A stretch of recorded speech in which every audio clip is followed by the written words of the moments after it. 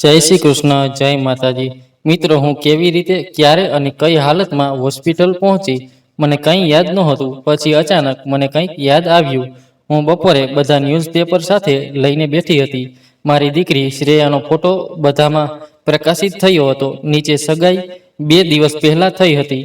મંત્રી એ પણ સગાઈમાં હાજરી આપી હતી। ફોટો તેમની સાથે હતો। નીચે લખ્યું હતું કે શહેરના લોકપ્રિય ડોક્ટરની દીકરી શ્રેયાની નિર્મલ સાથે સગાઈ થઈ છે। ફોટોમાં હું અને મારા પતિ, મારી દીકરી અને ભાવિ જમાઈ સાથે ઊભા હતા। ફોન રણક્યો ત્યારે હું ગર્વથી ભરાઈ ગઈ। મેં ફોન કાન પર મૂકતાની સાથે જ મને એક અવાજ સંભળાયો। તે મારી દીકરીની પોતાની કહીને ખુશ થઈ રહી છે। તે મારું લોહી છે અને હું તેને બધું કહેવા આવી રહ્યો છું। આ સાંભળ્યા પછી જ મને ફોન પડવાનો અવાજ સંભળાયો અને પછી મને ભાન આવ્યું। મને ખબર નથી કે હું અહીં ક્યારથી છું।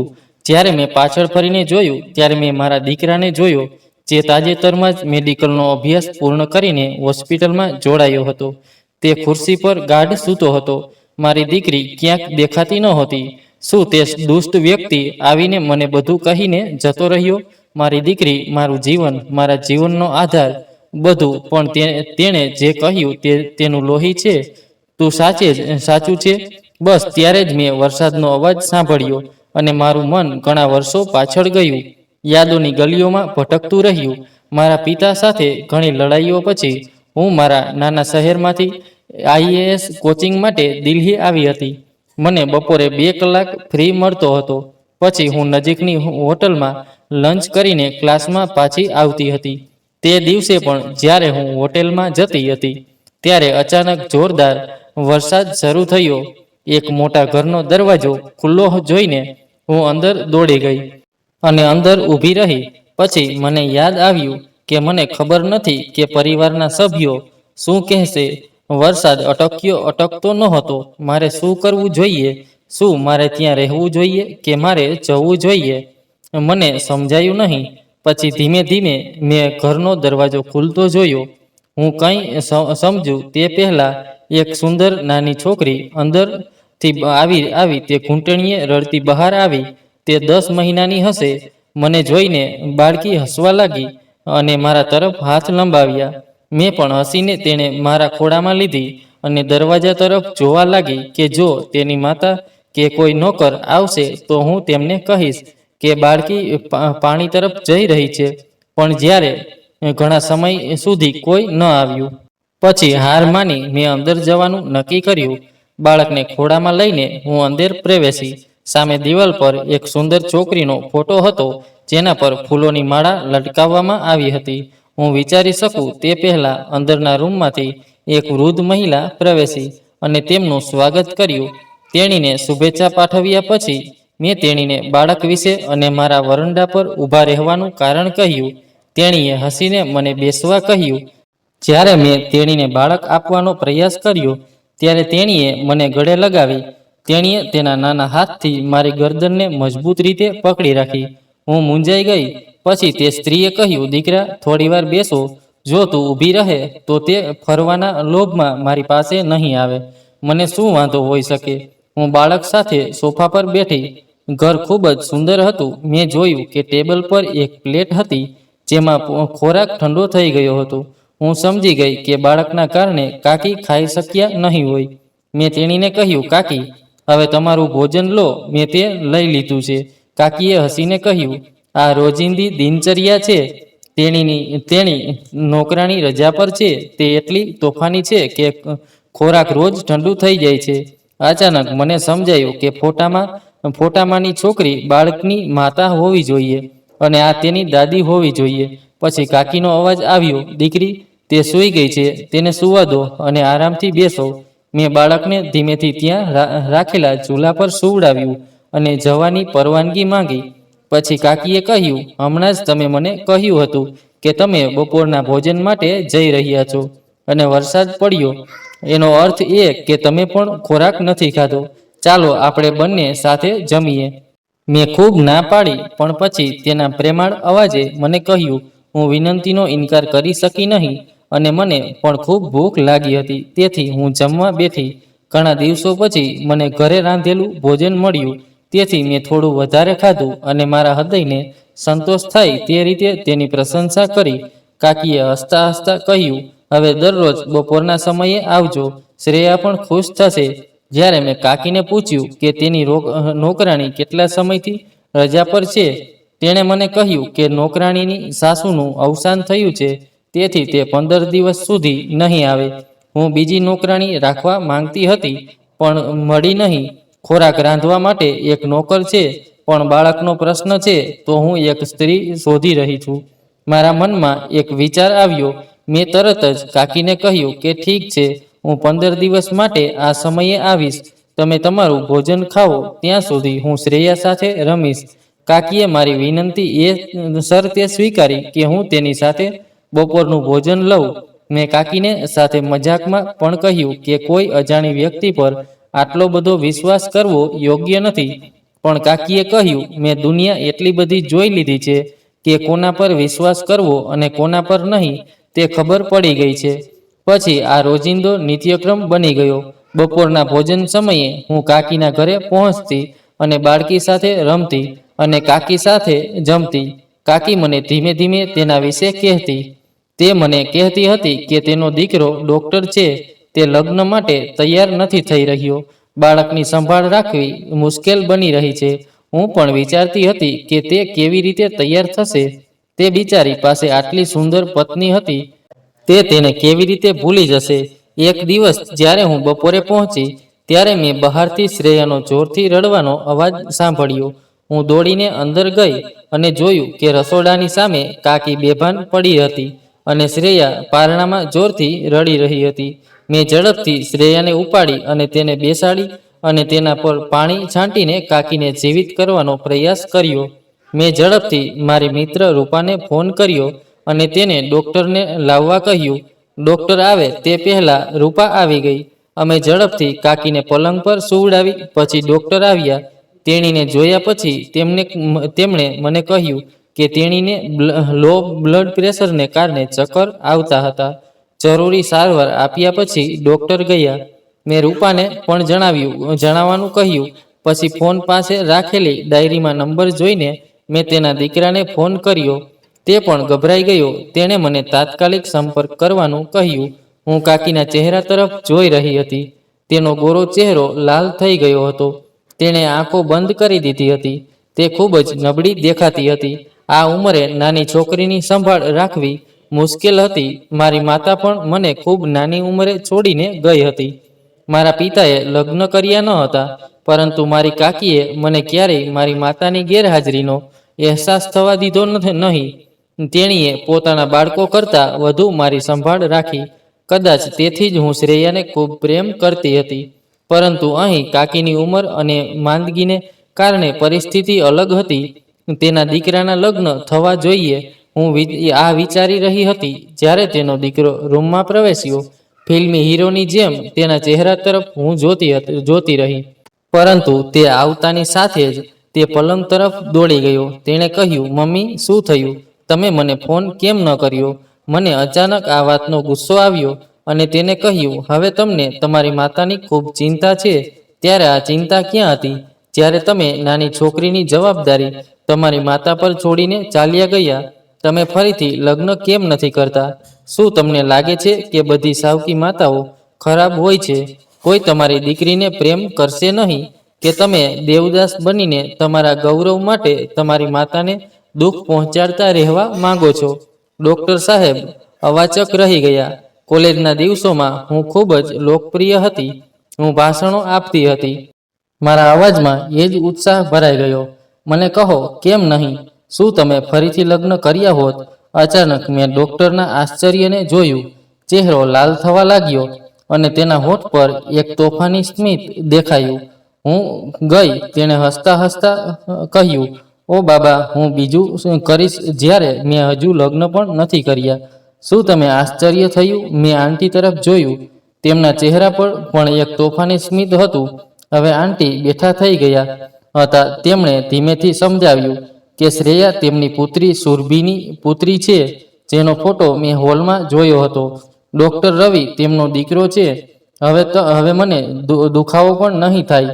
મેં ત્યાંથી ભાગી જવાનું શ્રેષ્ઠ માન્યું અને આંટી પાસે જવાની પરવાનગી માંગી.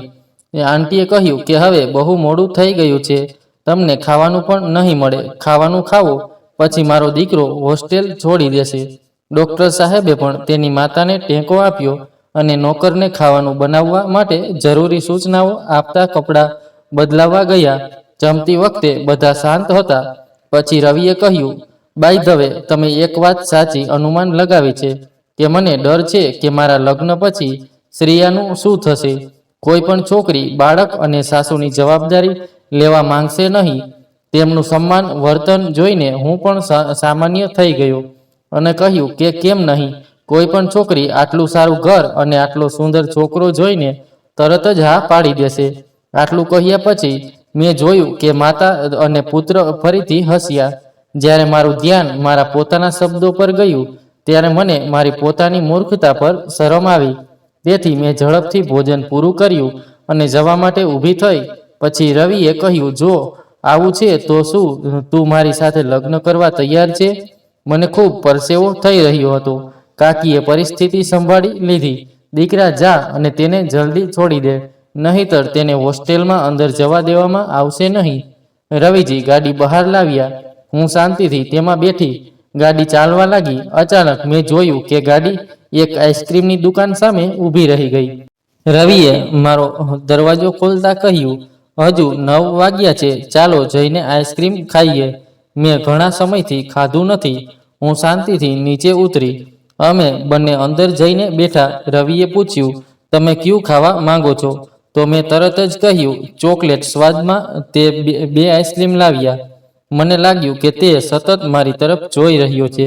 ઘણા સમય પછી તેણે કહ્યું, જો તમને મારા શબ્દોથી ખરાબ લાગ્યું હોય તો મને માફ કરશો, પણ મેં મારી માતા પાસેથી તમારા વિશે જે કંઈ સાંભળ્યું હતું અને હું તમને જોયા ત્યારથી મને લાગે છે કે તમે બીજી છોકરીઓથી અલગ છો અને હું મારા લગ્ન પ્રસ્તાવને ફરીથી પુનરાવર્તન કરું છું. મને ખબર છે કે તમારા સપના અલગ છે. જો તમે કલેક્ટર બનવા માંગતા હો તો તમે લગ્ન પછી પણ કલેક્ટર બની શકો છો.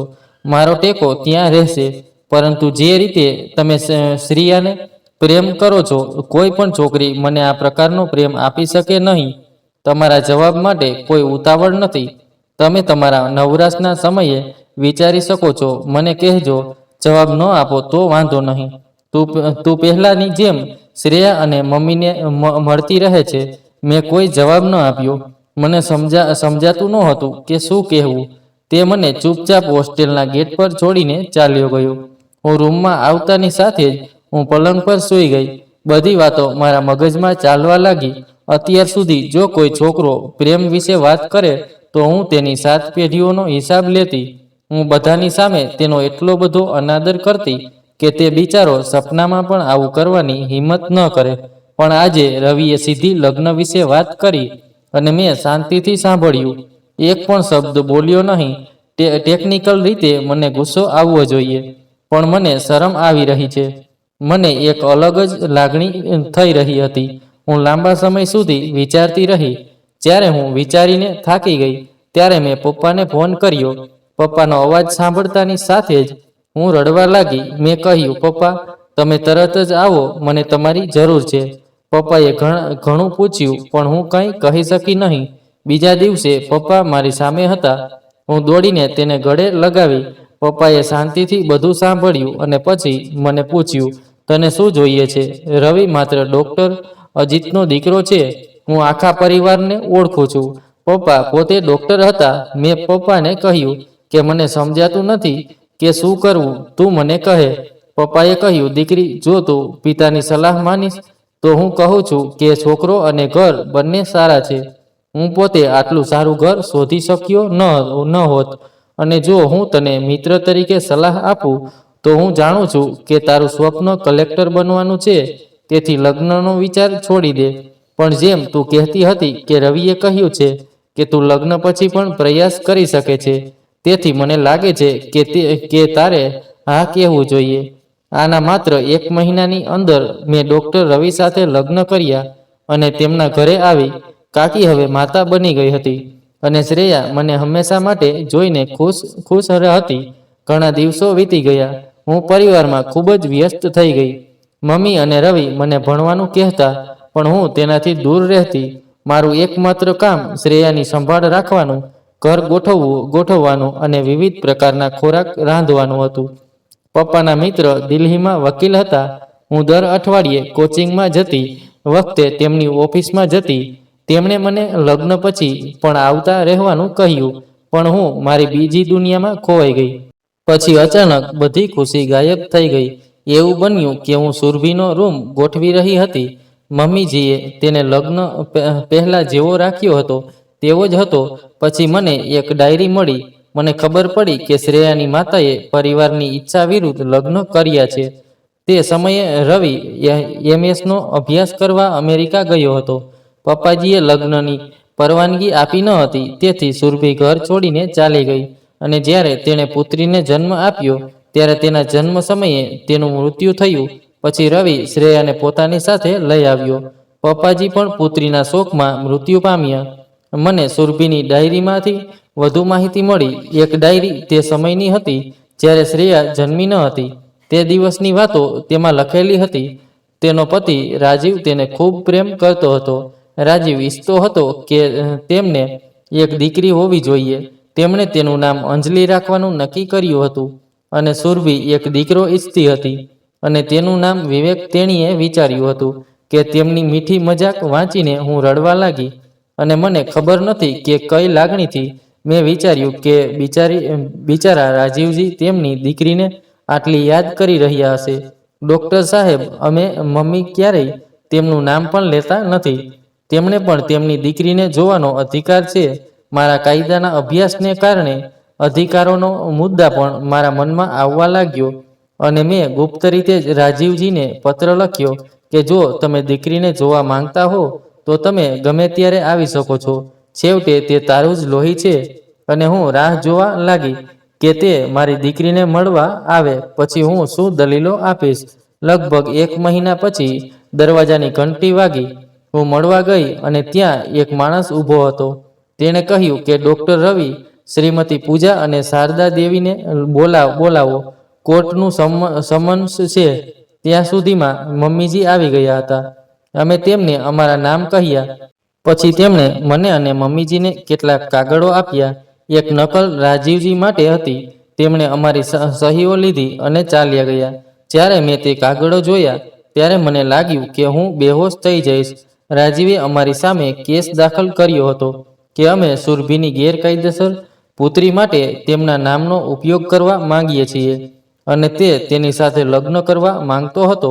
તેઓ તેને બદનામ કરવા અને તેની સંપત્તિ લૂંટવા માંગે છે. અને તેમણે આમાં શ્રેયાનો પણ સમાવેશ કર્યો. તેના નામ આગળ શું લખ્યું હતું તે જોઈને મારું હૃદય રડી પડ્યું. મમ્મી પણ ચૂપચાપ આંસુ વહાવી રહી હતી.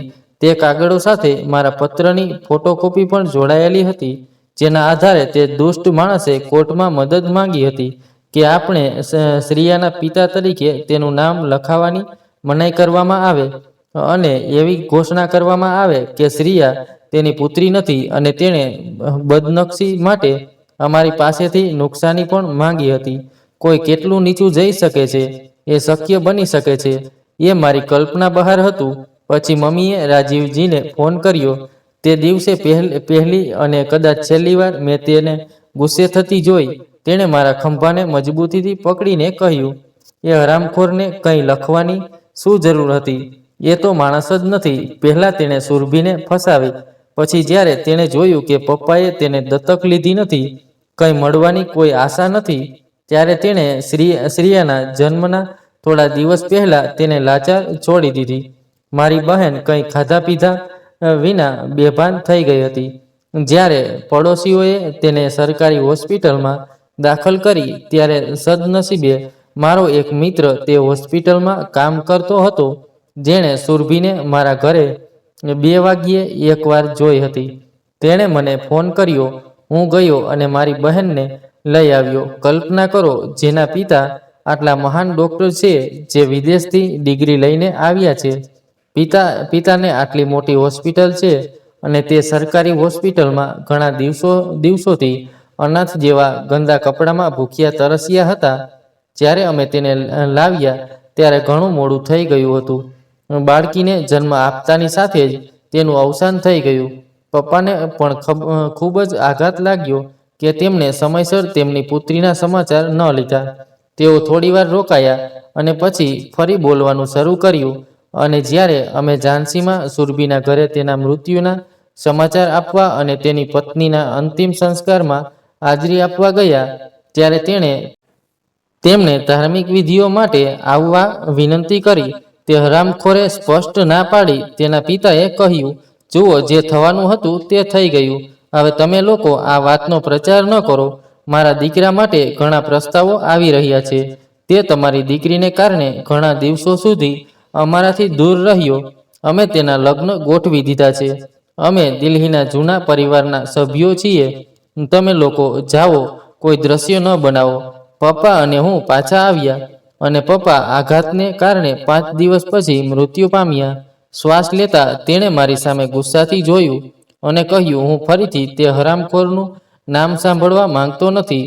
અને તમે શું કર્યું છે? હું ચૂપચાપ રડતો રહ્યો. મેં શું દુર્ભાગ્ય કર્યું છે? બધા લાંબા સમય સુધી આમ જ બેઠા રહ્યા. પછી મેં મારા આંસુ લૂછ્યા અને રવિને કહ્યું કે આપણે વકીલ કાકાની સલાહ લેવી જોઈએ. મમ્મીએ પણ કહ્યું, હા દીકરા, જાઓ અને વકીલ સાહેબને મળો અને પછી જોઈશું કે શું કરવું. તે ચૂપચાપ મારી સાથે આવ્યા. અમે બંને વકીલ કાકાના ઘરે પહોંચ્યા. મારા લગ્ન પહેલાં હું તેમના ઘરે અને ઓફિસમાં જતો હતો. હું ક્યારેક તેમની સાથે કોર્ટમાં પણ જતો હતો. કાકા તેમના ઘરની સામે ઊભા હતા. અમે બંનેએ બધા કાગળો તેમની સામે મૂક્યા. કાકાએ કાગળો ધ્યાનથી વાંચ્યા અને કહ્યું કે લગ્નની ચિંતા કરવાની કોઈ વાત નથી. તમારે તે સાબિત કરવું પડશે. લગ્નનો ફોટો કે પ્રમાણપત્ર લાવો. છોકરી પાસે તેનું જન્મ પ્રમાણપત્ર છે. આ સાંભળીને રવિજીએ પહેલીવાર કહ્યું, બહેને ફોટો મોકલ્યો હતો. પપ્પાએ ગુસ્સામાં તે ફાડી નાખ્યો હતો અને પ્રમાણપત્ર પણ કદાચ ત્યાં નથી. આ સાંભળીને કાકા ઊંડા વિચારમાં પડી ગયા. તેમણે કહ્યું, આ માણસ ખૂબ જ હોશિયાર લાગે છે. તે સંપૂર્ણ તૈયારી પછી કોર્ટમાં ગયો હશે. કોઈ વાંધો નહીં, તેમના લગ્નનો સાક્ષી શોધો. અમે કોઈ પણ મિત્ર, પંડિત અથવા પડોશીને તેમના સાક્ષી તરીકે રજૂ કરી શકીએ છીએ. બધી માહિતી લીધા પછી અને જરૂરી સાક્ષીઓની યાદી બનાવ્યા પછી અમે નીકળી પડ્યા. અમે સતત 4 દિવસ સુધી સુરભીના મિત્રો અને પડોશીઓને શોધતા રહ્યા. પણ એ એટલું સહેલું નહોતું. દિલ્હી જેવા શહેરમાં આવું મંદિર અને પૂજારી શોધવાનું. બધી જગ્યાએ શોધ્યું, ક્યાંય કોઈ પુરાવો મળ્યો નહીં. અમારી પાસે એક પણ પુરાવો નહોતો. સિયા પાસે જન્મ પ્રમાણપત્ર હતું, પણ રાજીવે આરોપ લગાવ્યો હતો કે સુરભીના પિતા અને ભાઈએ જાણી જોઈને તેના નામનો ઉપયોગ કર્યો છે અને હોસ્પિટલ હોવાનો ફાયદો ઉઠાવ્યો છે. હવે શું કરવું? કોઈ કંઈ સમજી શક્યું નહીં. કાકાએ કહ્યું, પુરાવા કોર્ટમાં રજૂ કરવા પડશે. રાજીવે પહેલેથી જ લખી દીધું છે કે કોલેજ છોડ્યા પછી તે ઝાંસી ગયો હતો અને તેના પિતા સાથે વ્યવસાય કરી રહ્યો છે. તે દિલ્હી આવ્યો ન હતો અને તેણે કેટલાક ખોટા કાગળો બનાવ્યા હશે. અમારી પાસે તેને ખોટો સાબિત કરવા માટે કંઈ નથી.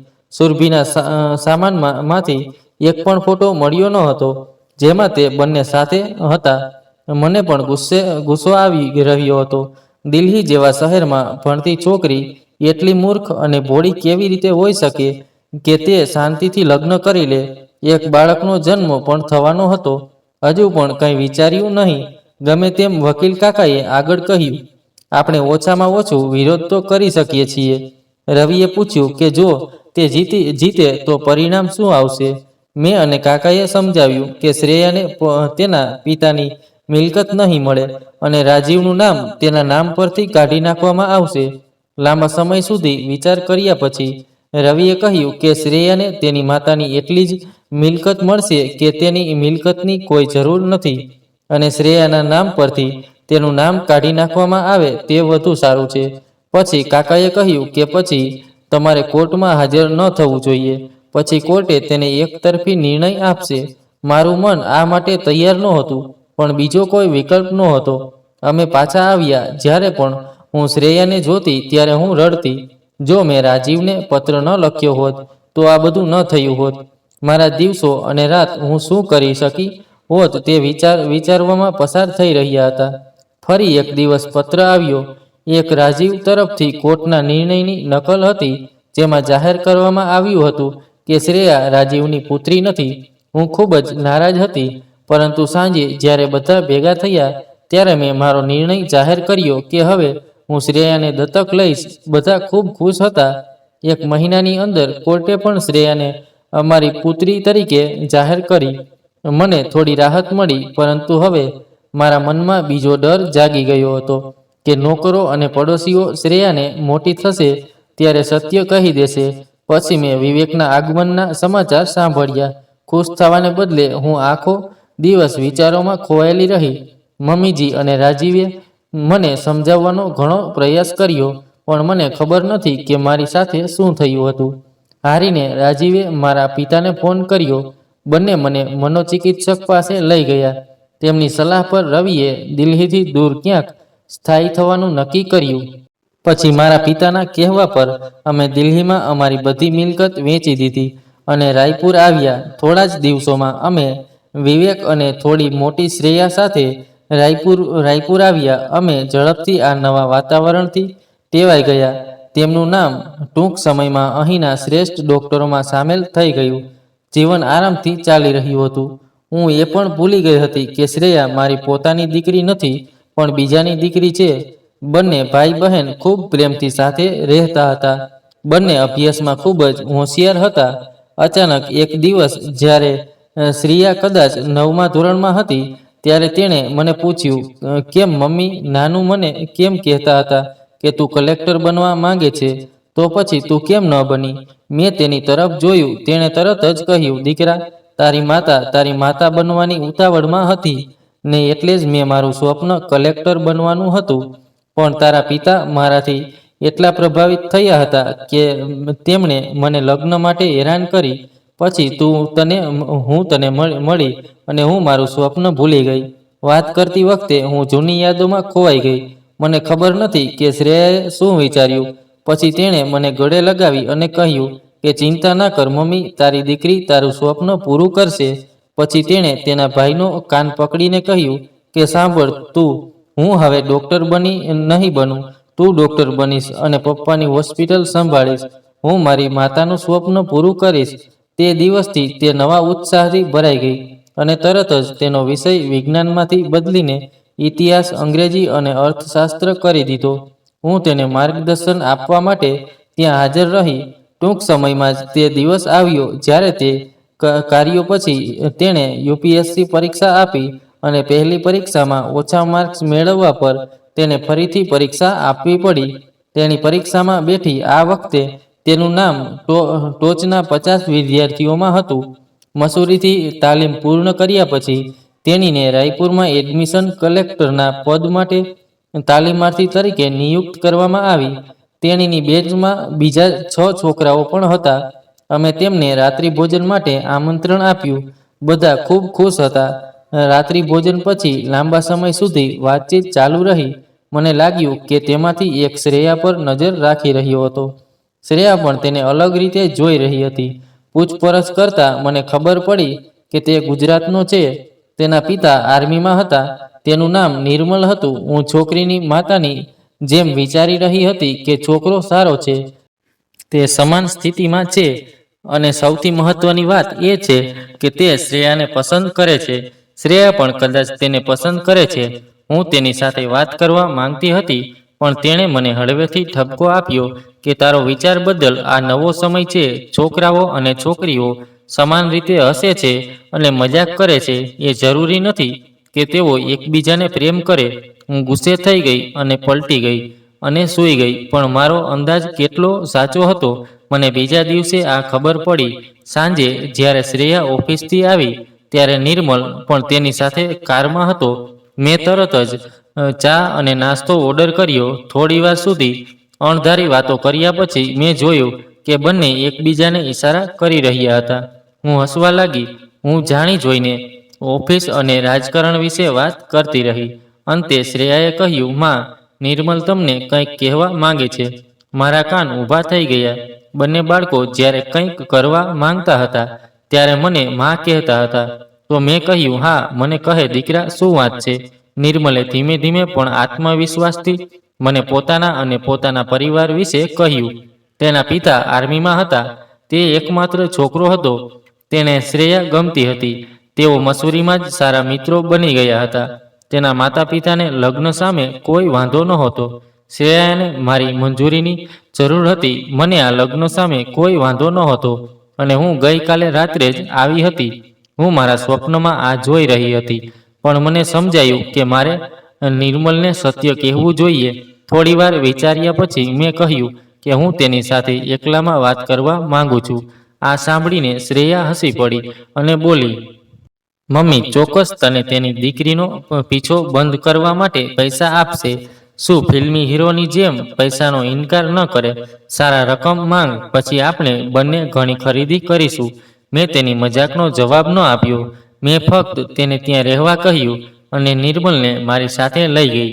રૂમને તાળું મારીને મેં મારા કબાટમાંથી વર્ષો જૂના કાગળો કાઢ્યા અને તેને બતાવ્યા અને કહ્યું કે હું શ્રેયા મારી પોતાની દીકરી નથી, પણ એ આ ઘરની દીકરી છે. ટૂંકમાં મેં એને શ્રેયાની વાત કહી. તો મેં કહ્યું, આપણે આ ભૂલી ગયા છીએ, પણ જો તું એને તારો જીવનસાથી બનાવી રહ્યો છે તો એ જરૂરી છે કે તું સત્ય જાણે અને તારો નિર્ણય ગમે તે હોય તે કહે. આટલું કહીને મેં આંખો બંધ કરી અને બેસી ગઈ. મારું હૃદય ધબકતું હતું કે મને ખબર નથી કે મેં મારી દીકરીને મારા પોતાના હાથે નુકસાન પહોંચાડ્યું છે કે નહીં. થોડીવાર પછી મને લાગ્યું કે નિર્મલ મારા આંસુ લૂછી રહ્યો છે. નિર્મલે બધા કાગળો પાછા કબાટમાં રાખ્યા અને કપાળ પર હાથ રાખીને કહ્યું, હવે ગમે તે ભોગે હું આ ઘર સાથેનો સંબંધ જાળવી રાખીશ. આ પછી જ નિર્મલના માતા પિતા આવ્યા. ખૂબ જ સારા વાતાવરણમાં બધું ફાઇનલ થયું અને સગાઈ નક્કી થઈ. વિવેક પણ MS પૂર્ણ કરીને અમેરિકાથી પાછો ફર્યો હતો. અમે શહેરની એક મોટી હોટેલમાં શ્રેયાની સગાઈ ગોઠવી હતી. પપ્પાનો ખૂબ જ જૂનો મિત્ર સેનામાંથી નિવૃત્ત થઈને ગવર્નર બન્યો હતો. પપ્પાએ પણ તેને ફોન કર્યો.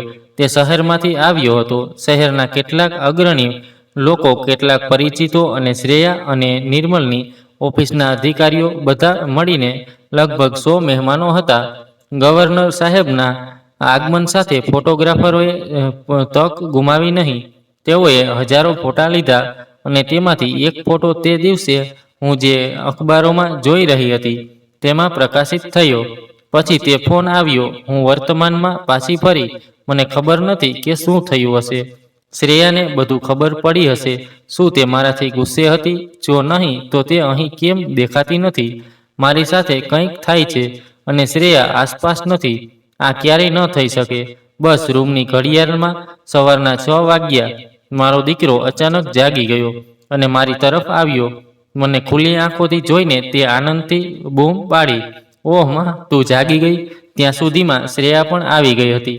શ્રેયા મને ગળે લગાવીને રડવા લાગી. માં, તે મને ડરાવી દીધી. જો તું મારા લગ્નથી આટલી દુઃખી છે તો હું લગ્ન નહીં કરું. મારા દીકરાએ તરત જ કહ્યું, ચાલ્યા જાઓ મમ્મી.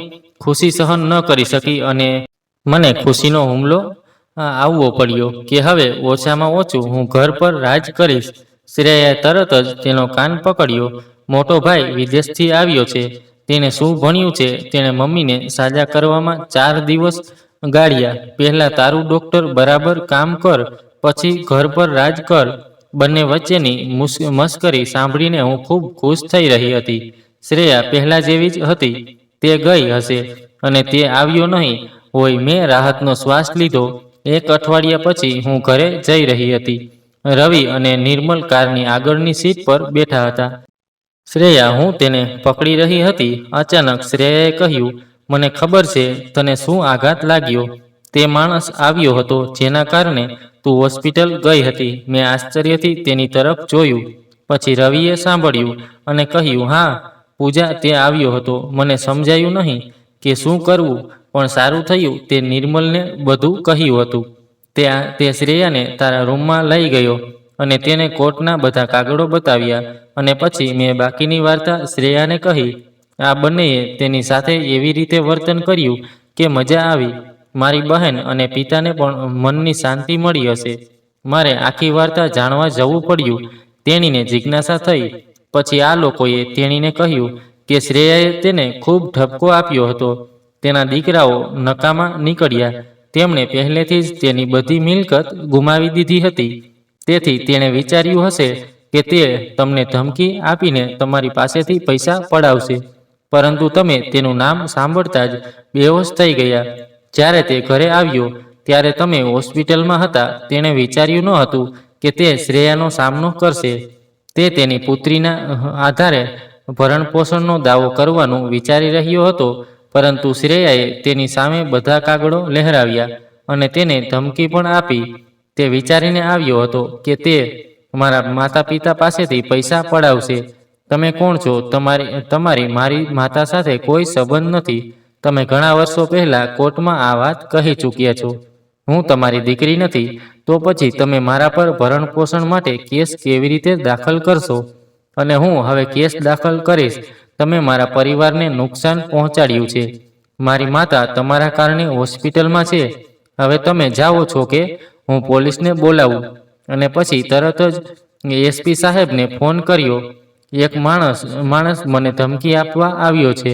હવે તે આ શહેરમાં જોવા ન જોઈએ. તરત જ પોલીસ આવી અને તેને ત્યાંથી જવાનું કહ્યું કે જો તે ફરીથી આ શહેરમાં પગ મૂકશે તો તેને સીધો જેલમાં મોકલી દેવામાં આવશે. શ્રેયાએ મને ગળે લગાવી અને કહ્યું, તમારી દીકરી એટલી નબળી નથી માતા, અને સંબંધો એટલા નબળા હોય છે કે કોઈના પણ કહેવાથી તેનો અંત આવી શકે છે. તો પછી તમે તેની ધમકીને કેમ દિલ પર લીધી? તેનો ચહેરો જોવા જેવો હતો. હવે બાળકોને ખબર પડશે. મેં સાંભળ્યું છે કે તે ભૂખથી મરવા જઈ રહ્યો છે. મેં રાહતનો શ્વાસ લીધો અને શ્રેયાને ગળે લગાવી. હું ઘરે આવી ગઈ હતી, પણ પછી મારું ભાવુક મન એ વિચારીને ઉશ્કેરાઈ ગયું કે આખરે તે શ્રેયાના પિતા છે. તે ભૂખથી મરી રહ્યા છે. આ બરાબર નથી. જાણે શ્રેયાએ મારા મનમાં શું હતું તે સમજી લીધું હોય તેમ તેણે કહ્યું, ચિંતા ના કરો મમ્મી. નિર્મલ અને મેં ઝાંસીના લોકો સાથે વાત કરી છે અને તેને વરદ મોકલવાની વ્યવસ્થા કરી છે. તેમણે મને પેન્શન આપ્યું છે. જ્યાં સુધી તે જીવશે ત્યાં સુધી તેમને અમાનત પેન્શન મળતું રહેશે. તેઓ ભૂખથી મરશે નહીં. જ્યારે મેં ભરેલી આંખોથી તેમની તરફ જોયું ત્યારે મેં તેમને ગળે લગાવ્યા અને કહ્યું, તેમણે મને આ પૃથ્વી પર લાવીને મારા પર ઉપકાર કર્યો છે. નહીં તો મને આટલી પ્રેમાળ માતા કેવી રીતે મળી શકે? તેથી તેમણે દેવું ચૂકવી દીધું. હવે આનાથી વધુ અપેક્ષા રાખશો નહીં કે હું ક્યારેય તેમને મળવા જઈશ કે તેમના માટે કંઈક કરીશ. હું હસી અને મારી દીકરીને ગળે લગાવી. તો મિત્રો, તમને આ વાર્તા કેવી લાગી? કોમેન્ટ બોક્સમાં તમારો અભિપ્રાય આપો. અને જો તમને વાર્તા ગમી હોય તો વિડીયોને લાઈક અને સબસ્ક્રાઈબ કરવાનું ભૂલશો નહીં. બીજી નવી વાર્તા સાથે મળીશું. ખૂબ ખૂબ આભાર. જય શ્રી કૃષ્ણ. જય માતાજી.